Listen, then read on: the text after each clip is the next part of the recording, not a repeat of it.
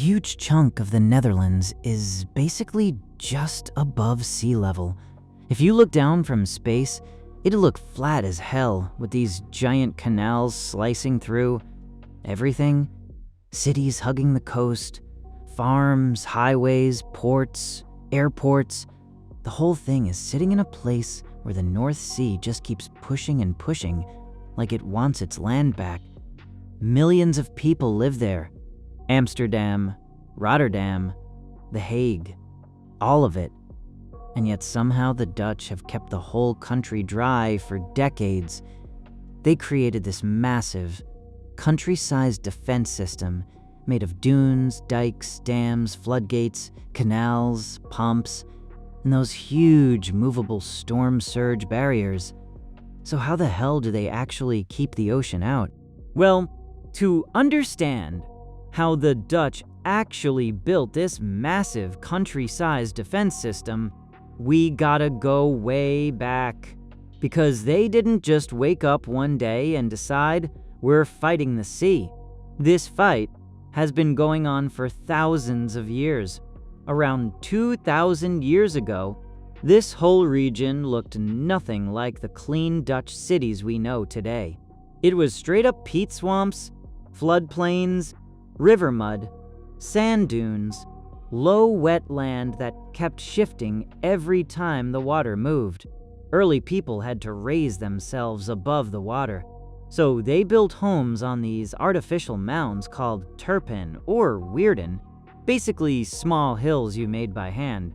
A single family would live on one, then a whole village. And once people started piling in, they started protecting the nearby fields with these low earth dikes, just basic walls to stop the water from ruining crops.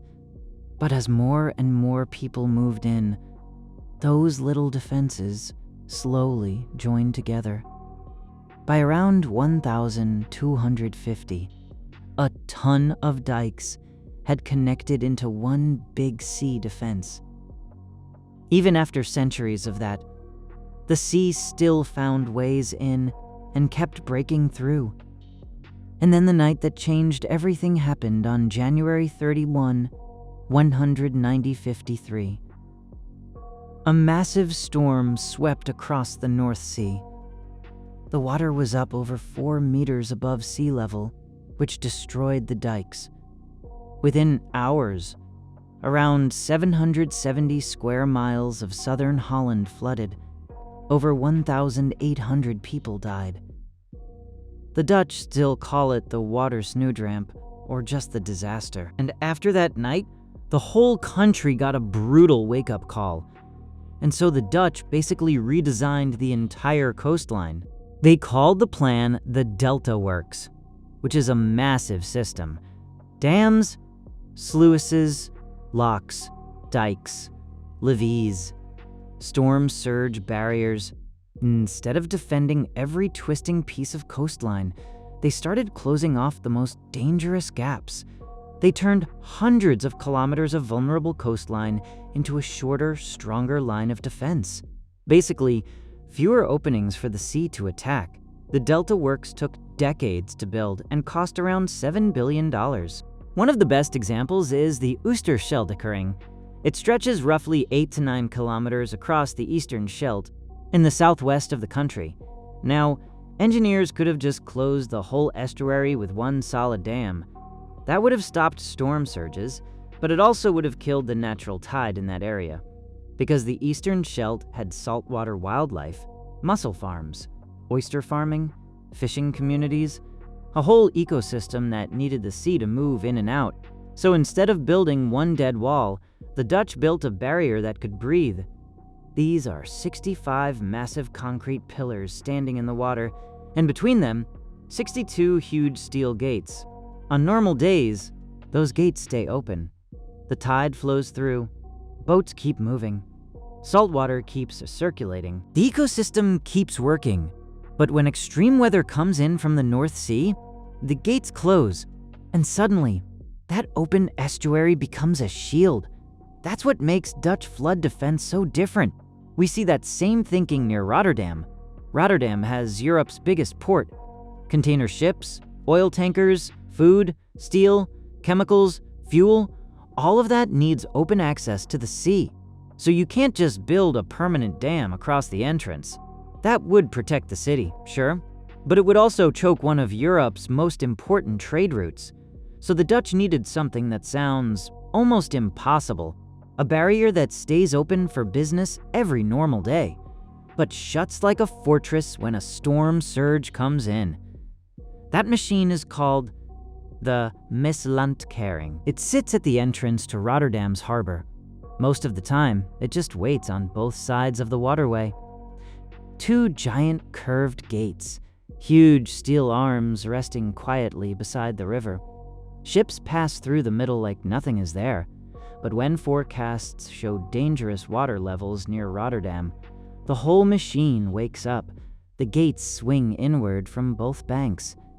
Slowly, like two massive arms closing across the water, then the gates flood themselves with water. They get heavier. They sink down onto the riverbed. And just like that, the open shipping channel turns into a temporary seawall. The interesting part is that the system can close automatically.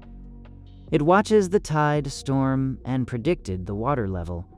Whenever the situation gets dangerous, it closes automatically. But storm barriers like that only solve one part of the problem. The big, scary storm surge when the North Sea tries to push into the country. But the Netherlands also has a much quieter problem. Water doesn't only come from the ocean. It falls as rain. It rises from groundwater.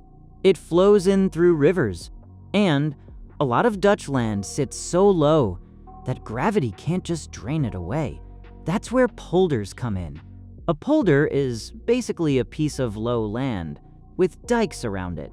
The Dutch drain the water out, then use that land for farms, towns, roads, and homes. But once they drain it, the job doesn't end. Rain still falls inside the polder. Groundwater still builds up. Canals still fill. So the Dutch have to pump that water out again and again. At first, they used windmills. They lifted water out of lowland and pushed it into higher canals. Then steam pumps came in. Then diesel pumps. Then electric pumping stations. And today, the system still uses drainage ditches, canals, storage basins, sluices, and pumps to move water from lowland back toward rivers or the sea. So most of Dutch towns stay dry because machines keep working.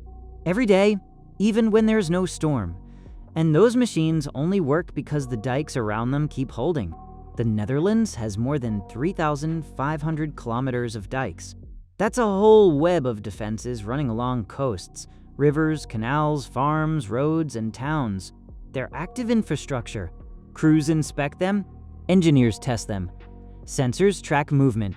Teams check for seepage, cracks, weak spots, and erosion. In fact, they test major flood defenses every 5 years against strict safety standards. And over time, the Dutch also learned something important. You can't always beat water by squeezing it harder, especially with rivers. The Netherlands doesn't only face the sea. It also has huge rivers like the Rhine and the Meuse flowing through it. And if you trap a river between higher and higher dikes, the water level can rise even more during floods. So the Dutch tried a different idea. They called it room for the river. Instead of only building taller walls, they gave rivers more space. They moved some homes and infrastructure out of risky areas. They lowered floodplains and created overflow zones. This approach opened places where high water could spread safely, and instead of forcing all the water through a tight channel, they let it expand in controlled areas. That's a huge mindset shift. And that matters even more now, because the next ocean problem is way bigger. By 2100, sea levels could rise somewhere between 0.28 and 1.88 meters, depending on emissions. And if Antarctic land ice destabilizes, the rise could go beyond 2 meters by 2100. By 2200, some extreme scenarios reach around 5 meters. Now think about that in a country where cities already sit low. Amsterdam, Rotterdam, The Hague, Utrecht. That whole economic heart of the country, the Randstad, would face a much harder future, so the Dutch are already planning for it too. One strategy is called protect.